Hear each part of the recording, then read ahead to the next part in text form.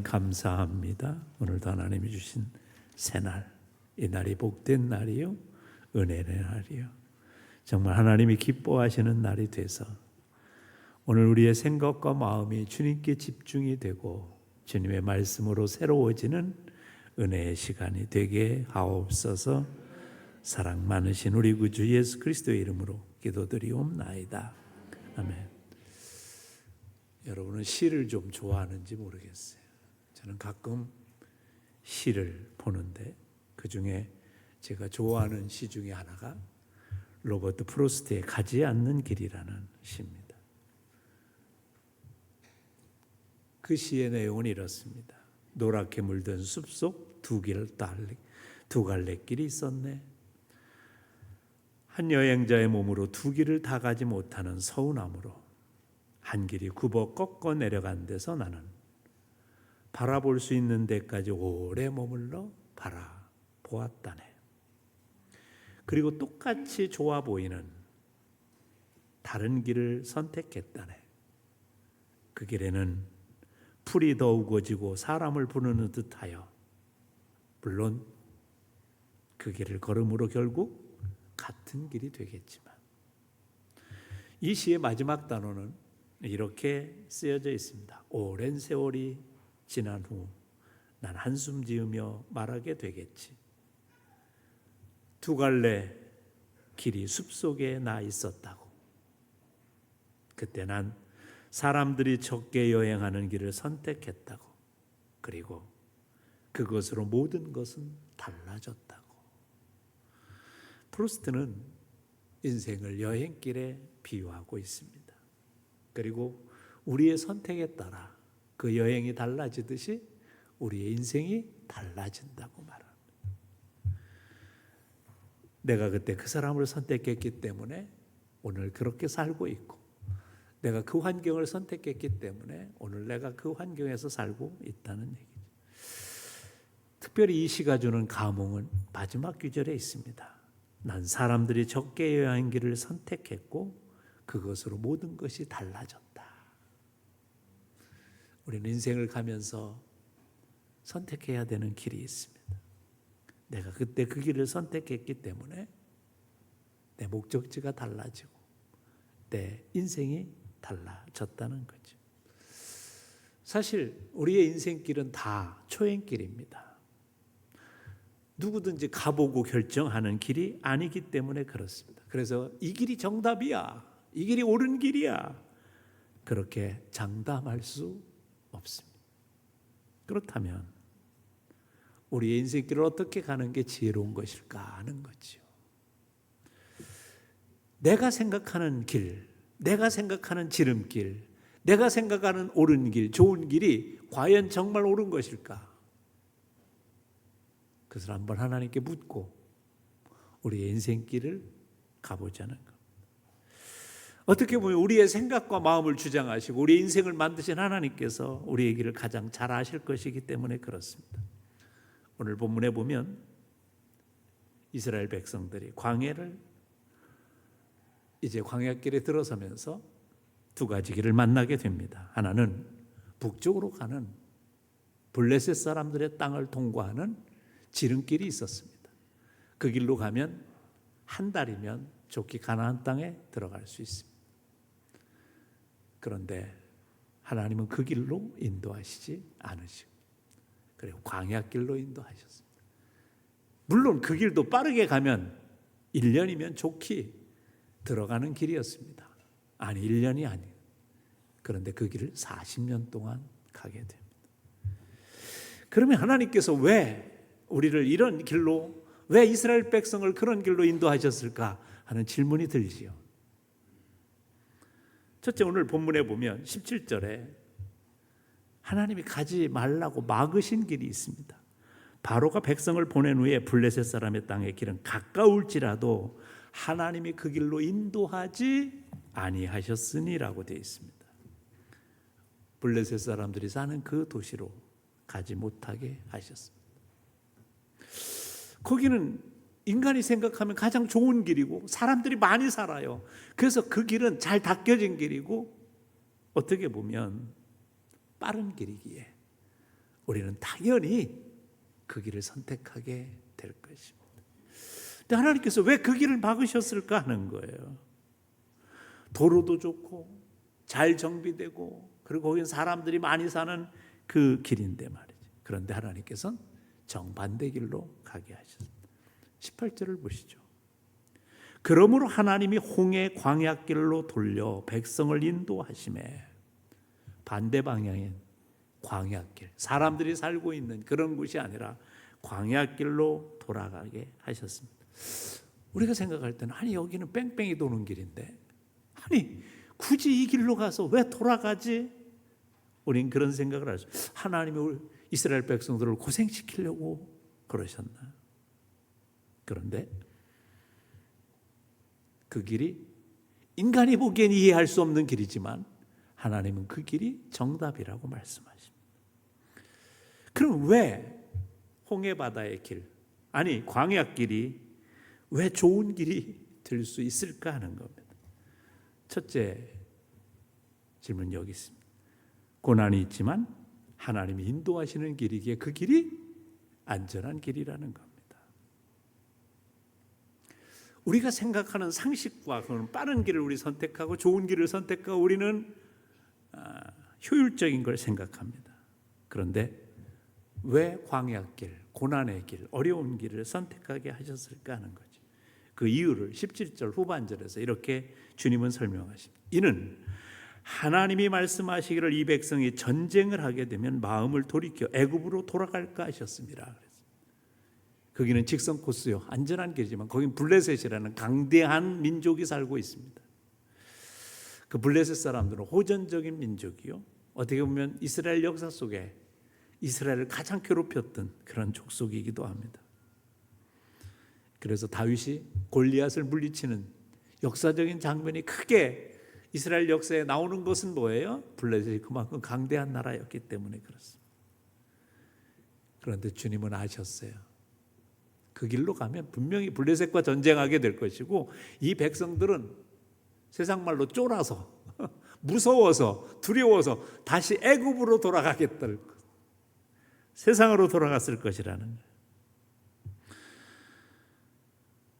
사실은 장정들이 60만 명이 나왔어요. 엄청난 인구지요. 60만 명이면요 대단한 숫자예요. 그리고 보통 학자들은 곱하기 3에서 4를 합니다. 근데 제가 볼 때 합리적인 건 노인도 있었고 어린이도 있었고 여자들이 있었으니까 4를 하는 게 더 맞다고 생각합니다. 그러면 240만, 250만 정도 되는 그런, 근데 60만이 나머지 인구를 막아야 됩니다. 그런데 더 중요한 건 주님은 뭘 하셨어요? 이스라엘의 형편과 사정과 그 체질과 그 속마음을 하셨어요. 얼마나 연약한 백성인가. 홍해 바다가 가로막혔을 때 거기서 모세를 향하여 원망하고 다시 애굽으로 돌아가자고 했던 사람들이 누구요? 이스라엘 사람들입니다. 이들이 블레셋이란 강적을 만나면 어떻게 했을까요?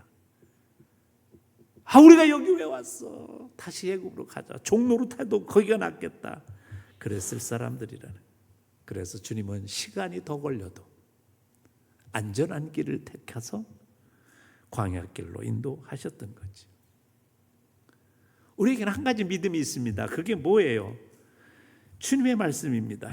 고린도전서 10장 13절에 보면 이런 말씀이에요. 사람이 감당할 시험 밖에는 너희가 당할 것이 없나니 오직 하나님은 미쁘사 너희 감당치 못할 시험 당함을 허락지 아니하시고 시험 당할 즈음에 또한 피할 길을 내사 너희로 능히 감당하게 하시느니라. 아니 인생이 힘들고 어려워도 그건 감당할 만하던 광야길이 비록 고난의 길처럼 보이지만 감당할 수 있는 그런 인생의 길이라요. 블레셋과 싸워 거기서 패배해서 모든 인생을 망가뜨리는 것보다 훨씬 나은 길이었기 때문에 그렇습니다. 우리는 얼른 생각하면 순탄한 길, 평탄한 길, 그것이 좋을 것 같지만 사실은 그곳에 무서운 함정이 있는 거죠. 여러분 이거 아십니까? 고속도로를 만들 때 고속도로를 설계하는 사람들은 가장 중앙점을 두는 것이 운전자들이 이 도로를 갈 때 어떻게 해야 가장 안전하게 갈 것인가를 머리에 생각하고 길을 만든다는 거예요. 그저 반듯한 길, 서울에서 대전 대전에서 부산을 가장 직선으로 연결하면 좋겠지요. 그게 아니라는 거예요. 어떻게 하면 운전자들이 가장 안전한 시간에 도착할 수 있을까를. 그래서 가다가도 구부러지는 길도 만들고 일부러라도 그래서 운전자들이 주의하면서 도로를 운전할 수 있도록 설계한다는 거예요. 그래야 건설 비용이 조금 더 들지만 운전자들이 안전하게 목적지에 갈 수 있다는 거예요. 그래서 중요한 건 뭐예요?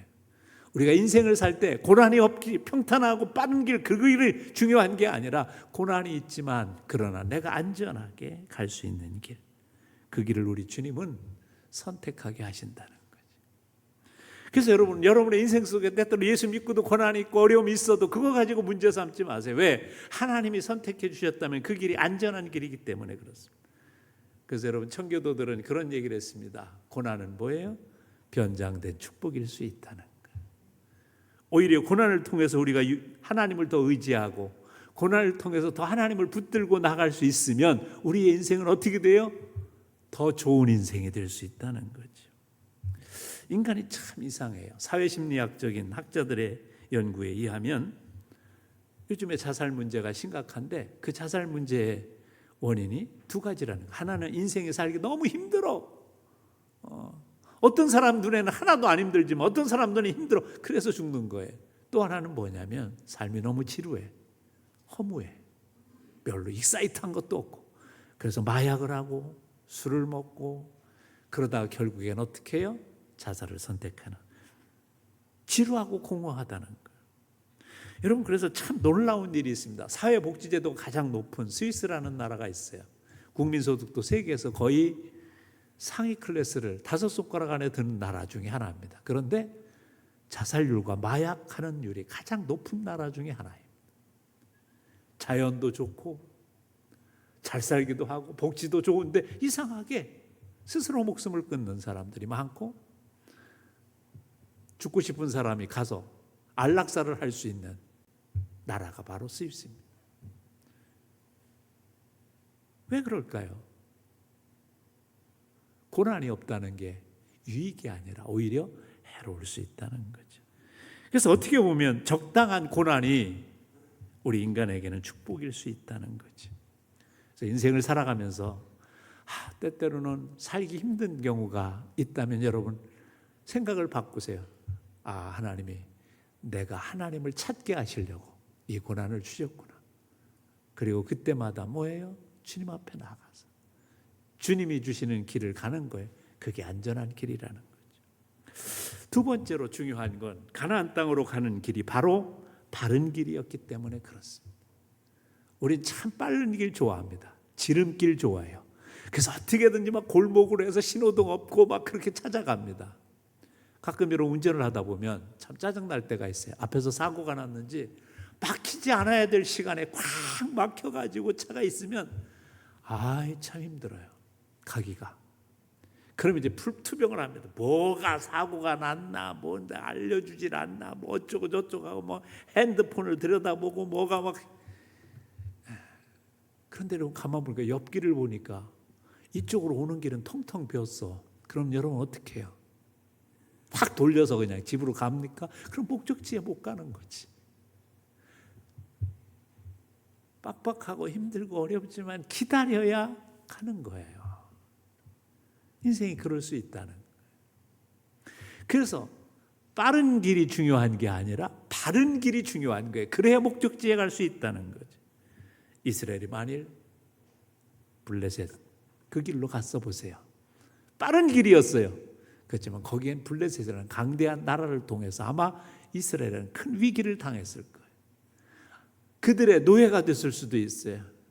그래서 그들에게 패배해서 애굽으로 도망갈 수도 있고 그곳에 그들에게 붙잡혀 노예 생활을 할 수도 있는 애굽의 노예에서 벗어났더니 이제는 블레셋의 노예로 잡혀서 살아갈 수도 있었습니다. 그래서 주님은 뭐라고 말씀해요? 얘들아, 빠른 길이 중요한 게 아니라 바른 길로 가야 되는 거야. 그래서 주님이 산상수훈에서 그래서 이렇게 말씀하십니다. 마태복음 7장 13절에 좁은 문으로 들어가라. 멸망으로 인도하는 문은 크고 그 길이 넓어 그리로 들어가는 자가 많고 생명으로 인도하는 문은 좁고 길이 협착하여 찾는 자가 적음이라. 그럼 어떡하시겠어요? 사람들이 많이 가는 길이 좋은 길 맞습니다. 근데 그 길로 가면 바른 길은 아니에요. 천국으로 가는 길은 아니라는 거예요. 그래서 우리가 때때로는 힘든 일이 있고 어려운 일이 있어도 우리는 어떻게 뚜벅뚜벅 어디로 가야 돼요? 바른 길로 가야 됩니다. 그래야 천국의 길로 가는 거죠. 근데 오늘 본문을 읽다 보면 참 중요한 한 가지 사실이 등장합니다. 19절에 보면 이스라엘 백성이 요셉의 유고를 들고 가게 됩니다. 요셉은 하나님의 감동을 받아서 마지막 유언을 합니다. 나의 유고를 어디에다 묻어달라고? 가나안 땅에 묻어달라고 그래요. 그래서 요셉의 유고를 짊어지고 그들은 어떻게 해요? 가나안 땅을 향해 갑니다. 거기는 하나님의 약속이 있어요. 어떤 약속이요? 요셉이 분명히 어때요? 가나안 땅에 들어가게 하시겠다 그랬어요. 그건 뭐예요? 약속입니다. 그 길이 돌고 도는 길 같아 보이지만 그러나 그 길이 바른 길이면 분명히 가나안 땅에 들어갈 수 있다는 거예요. 그걸 보여주시는 거예요. 그걸 약속을 다시 한번 확인하는 거예요. 그러니까 다른 생각하지 말고 뭐라는 거예요? 한눈 팔지 말고 딴 생각하지 말고 바른 길을 가라 그 말씀입니다. 우리가 가만히 보면 우리 세상의 상식은 자꾸 우리를 향해서 어떻게 해? 야 빠른 길로 가. 이게 좋은 길이야. 그렇지만 여러분 그 길이 정말 바른 길인가를 생각해 봐야 되는 거죠. 빠른 길이 천국으로 인도하는 것이 아니라 바른 길이 천국으로 인도한다는 것. 세 번째 중요한 건 그 길이 하나님이 동행하시는 복된 길이기 때문에 그 길이 좋은 것입니다. 광야길은 여러분 힘든 길입니다. 여러분 광야를 가보셨나요? 한국은 참 어떻게 보면 살기 좋은 곳이라 가는 곳마다 나무도 있고 가는 곳마다 그냥 숲도 있고 이거는 어떻게 보면 푸르름으로 가득 찬 거예요. 논에는 모들이 심겨 있고 곡식으로 가득 찼고 밭에는요 채소들로 가득 차 있어요. 그래서 우리는 광야를 잘 볼 수가 없어요. 그래서 저는 가끔 여러분 보고 좀 성지순례를 가보든지 아니면 광야를 가보시면 이해가 쉽습니다. 그런데 이 광야는 길이 없어요. 그래서 인생이 힘든 길을 간다면 광야길을 가고 있구나 그런 말을 하기도 합니다. 모래바람이 한번 불면 길이 달라져요. 그리고 낮에는 살인적인 더위가 있어요. 40도가 넘는 뜨거운 햇빛이 있다. 밤에는 0도 가까운 온도로 떨어져 얼어 죽을 수 있는 그런 살인적인 또한 추위가 있습니다. 광야는 굶주린 맹수들이 있습니다. 힘든 거예요. 그래서 인생길을 광야길이라고 한다면 우리 인생길이 너무 힘들고 어려운 길이구나. 그러나 중요한 건 뭐예요? 환경과 조건이 아무리 그렇더라도 하나님이 동행하시면 달라집니다. 본문 21절에 보면 이런 말씀으로 시작합니다. 여호와께서 그들 앞에 가시며 낮에는 구름 기둥으로 그들의 길을 인도하시고 밤에는 불 기둥으로 그들에게 비추사 낮이나 밤이나 진행하게 하시니 낮에는 구름 기둥 밤에는 불 기둥으로 백성 앞에 떠나지 아니하니라. 여러분 구름 기둥이란 뭐예요? 40도가 넘는 그 뜨거운 태양에 구름이 쫙 이렇게 두껍게 끼면 온도가 10여 도가 뚝 떨어집니다. 그러니 살만해지는 거예요. 또한 밤에는 0도에 가까운 추위로 쫙 내려가는데 불 기둥이야. 그러면 어때요? 온도가 올라갑니다. 즉 뭐예요? 안전하게 갈 수 있는 길이 된다는. 그렇게 보면 이스라엘 백성에게는 하나님이 주신 천연적인 내비게이션이 있었던 거예요. 우리가 초행길을 갈 때, 인생이 초행길인데 초행길을 갈 때 얼마나 막막해요.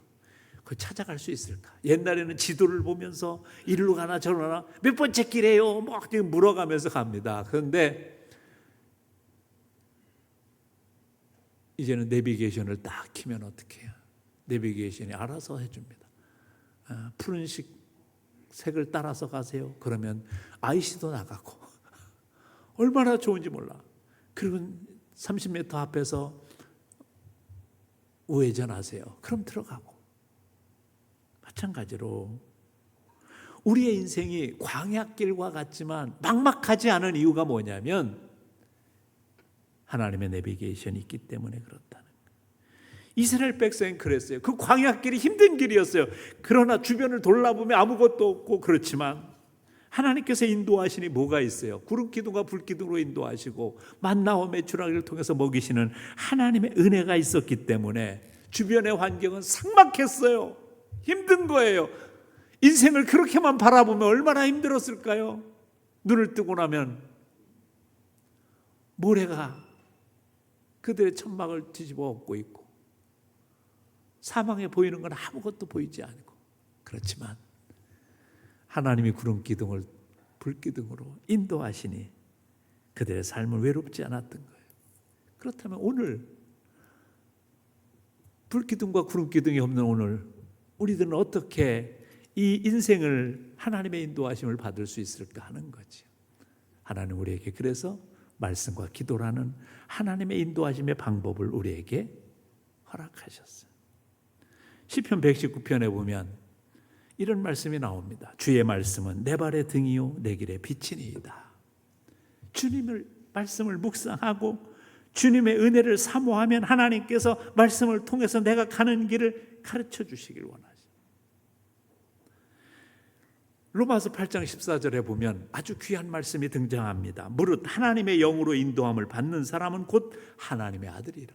하나님의 자녀가 된 하나님의 백성, 성령이 우리 안에 내주하는 하나님의 자녀는 예수님이 나의 구주라는 사실을, 나의 삶의 인도자라는 사실을 믿는 사람은 하나님께 구하면 내주하시는 성령께서 하나님의 인도하심을 받게 하신다는 거예요. 그러니까 여러분이 오늘 영적인 마음의 문을 열고 영적인 지혜를 하나님 앞에 구하면 불기둥과 구름기둥의 그 내비게이션이 오늘도 작정해서 말씀과 기도를 통해서 우리의 삶을 인도하시길 원하시는 하나님의 내비게이션이 작동하기 시작한다. 그래서 내 삶이 퍽퍽해요. 내 삶이 막막해요. 그렇지만 주님이 나를 인도해. 그래서 뭐예요? 수고하고 무거운 짐진 자들아 다 내게로 와라. 내가 너희를 쉬게 하리라. 우리가 무거운 짐을 나홀로 지고 가는 게 아니에요. 무거운 짐을 나홀로 지고 가는 것이 아니라 그걸 뭐예요? 주님께 간구하며 부르짖으며 주님의 인도하심을 받는 거예요. 제가 언젠가 시골길을 차를 가지고 운행하며 집으로 오고 있었습니다. 진흙 같은 암흑이 있는데도 안개가 껴가지고 길이 안 보였어요. 근데 참 난감하더라고. 내비게이션이 작동하지만 그 앞이 안 보이는 거야. 그래서 이게 확인할 수 있는 유일한 길이 뭐냐면 여기가 길이라는 것을 생각할 수 있는 게 바로 앞에 보이는 찻길, 갓, 그 선이더라고요. 나는 그래서 도로 옆에 있는 선이 그렇게 중요한가, 도로 가운데 있는 선이 이렇게 중요한가를 그때 생각했어요. 그리고 가다 보니 멀리 미등이 보입니다. 앞에 가는 차의 등불이 보이는 거예요. 그것을 참조해서 가다 보니 안전하게 집에 도착할 수 있었던 것을 경험했어요. 마찬가지입니다. 우리의 인생길이 진흙 같은 어둠이 있고 깊은 안개가 꼈다, 짙은 안개가 꼈다 하더라도 하나님의 말씀과 성령님의 인도하심에 간구하신 기도를 우리가 통해서 우리의 삶을 인도함 받으면 안전하게 갈 수 있다는 거죠. 나의 갈 길 다 가도록 예수 인도하시네. 예수님이 인도하시면 갈 길을 밝히 보이시니 주 앞에 빨리 나갑시다. 그래서 우리가 해야 될 일은 뭐예요? 주님 앞에 빨리 나가는 거예요. 그렇게 하면 주님은 우리의 삶을 인도해 주시고 우리의 삶을 새롭게 해 주신다는 거죠. 때때로는 우리 안에 장애물이 있을 수 있어요. 인생에 왜 어려움이 없겠어요? 이스라엘 백성들도 홍해 바다를 만났을 때 그들이 어떻게 해서 당황했어요. 야, 이거는 우리 죽겠구나. 뒤에서는 애굽의 군대가 쫓아옵니다. 난리 났다. 여기서 죽겠구나. 그래서 모세를 막 원망합니다. 그런데 모세는 그렇지 않습니다. 하나님께 엎드려 기도합니다. 하나님, 갈 길을 밝히 보여주옵소서. 내가 주 앞에 나왔습니다. 그러자 주님이 내가 내 길을 인도하겠다. 두려워 말라. 그 용기를 얻고 나서 백성들한테 뭐라고 그랬냐? 너희는 가만히 있어. 하나님께서 어떻게 하시는가 봐라. 용기 있게 얘기할 수 있었다. 그리고 홍해바다가 건너지고 그들의 장벽이 무너지는 놀라운 역사를 경험하게 된 줄 믿습니다. 그래요. 우리가 힘들고 어려운 뭐예요? 주 앞에 빨리 나와야 돼. 주님을 붙들고 나갈 수 있어야 되는. 제가 몇 번 소개한 적이 있어요. 여러분도 아는 이야기지만 이 이야기를 하고 마치려고 합니다. 어떤 사람이 어느 날 밤에 꿈을 꾸었습니다. 그런데 주님과 함께 해변길을 걷고 있었어요. 뒤돌아보니 주님과 함께 걷는 발자국이 쫙 나 있었습니다. 2발자국이. 그래서 그 발자국을 한번 되돌아봤어요. 그랬더니 이 발자국이 언젠가는 1발자국이 되고 어때는 2발자국이 되는 거예요. 그래서 발자국이 하나인 것을 쳐다봤습니다. 도대체 이때가 언제일까 그랬더니 내가 살기 힘들고 어려울 때였어요. 그래서 하나님 앞에 기도합니다. 하나님, 내가 힘들게 인생을 살 때는 주님은 어디 가셨어요? 주님의 발자국은 없고 내 발자국만 있네요. 그때 주님이 말씀하십니다. 자세히 봐라. 그건 네 발자국이 아니라 내 발자국이란다. 네가 너무 힘들어하고 네가 너무 고통스러워하고 네가 너무 아파하길래 내가 너를 업고 걸었던 바로 내 발자국이란다. 그때서야 그 발자국이 내 발자국이 아니라 주님의 발자국이라는 사실을 나는 발견했습니다. 그렇게 고백하는 시가 있습니다. 사랑하는 성도 여러분, 인생길이 멀고 험한 것 같아도 염려할 필요가 없는 것은 주님이 동행하시면, 주님이 나와 함께 있으시면, 내가 세상 끝날까지 너희와 항상 함께 있겠다 약속하신 말씀이 믿어지면 우리의 삶은 달라지는 겁니다. 그래서 사도 바울은 이렇게 고백합니다. 로마서 8장 28절에서 우리가 알거니와 하나님을 사랑하는 자 곧 그 뜻대로 부르심을 입은 자들에게는 모든 것이 합력하여 뭐예요? 선을 이루느니라. 이 사실이 믿어지는 사람은 하나님과 동행하는 삶을 선택한 거지요. 사랑하는 성도 여러분, 세상의 분주함의 길에서 헤매지 마십시오. 미련해 보이고 돌아가 보이고 우직해 보여도 하나님이 인도하시는 길로 가십시오. 그래야 하나님이 인도하시는 가나안 땅의 길, 천국의 길로 가게 되는 것이고, 그 길을 갈 때 주님과 동행하며 한 걸음 한 걸음 주와 같이 길 간다면 그 길이 복된 길이요 은혜의 길이 될 줄 믿습니다. 우리 잠깐 함께 기도하시면서 주님 앞에 나갈 때 주님의 인도하심이 여러분에게 있을 줄 믿습니다.